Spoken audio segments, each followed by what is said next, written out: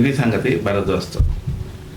మీరు ఎప్పుడైనా గమనించారా, ముఖ్యంగా మన భారతదేశంలో పూట పొలిటీషియన్స్, అది ఎమ్మెల్యే అవనివ్వండి, ఎంపీ అవనివ్వండి, ఎప్పుడైనా వాళ్ళు మనలాగా 9 to 5 జాబ్ చేసేటప్పుడు కానీ, బిజినెస్ చేసేటప్పుడు కానీ, అంటే నా ఉద్దేశం ఏంటంటే మనలాగా ఒక కుర్చీ కత్తుక్కొని కానీ, లేదా పొద్దున్న లేచి ఒక రైతులాగా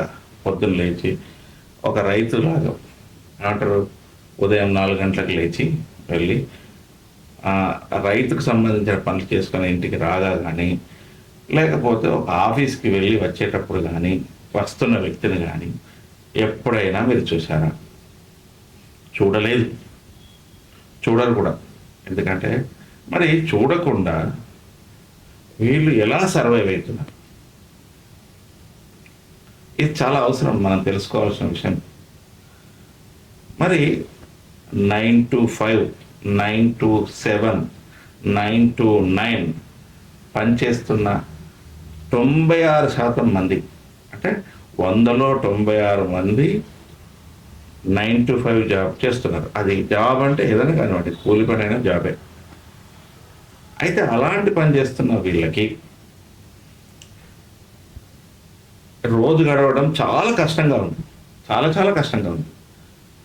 రెక్కాడితే కానీ డొక్కాడదు అని అదే పొలిటీషియన్ మళ్ళా ఏమంటారు, కళ్ళబొల్లి మాటలు వెళ్ళబుచ్చుతాడు.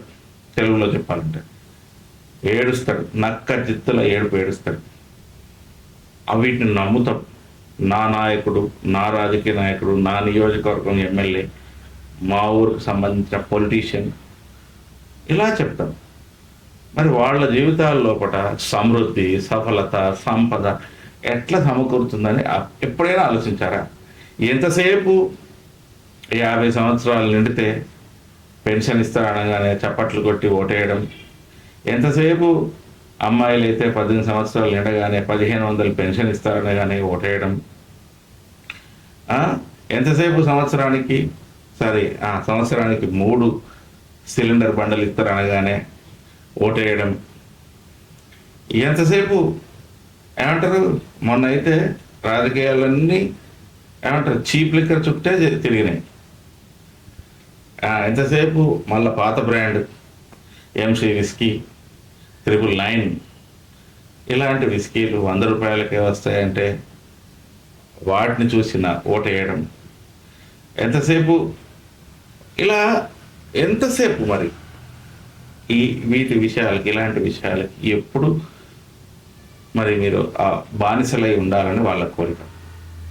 నిజమే, మీరు మీ విషయాలు అంటే వాళ్ళ వైపు మీ ఆలోచన వెళ్ళద్దు, వాళ్ళ వైపు మీరు తొంగి చూడొద్దు, వాళ్ళ జీవితాల్లోకి తొంగి చూడొద్దు అనేది వాళ్ళ ఆలోచన. తెలుసా మీకు ఈ విషయం? అయితే మిమ్మల్ని మీరు బిజీగా ఉంచుతారు, వాళ్ళు మిమ్మల్ని మీ పనులలో బిజీగా ఉంచుతారు.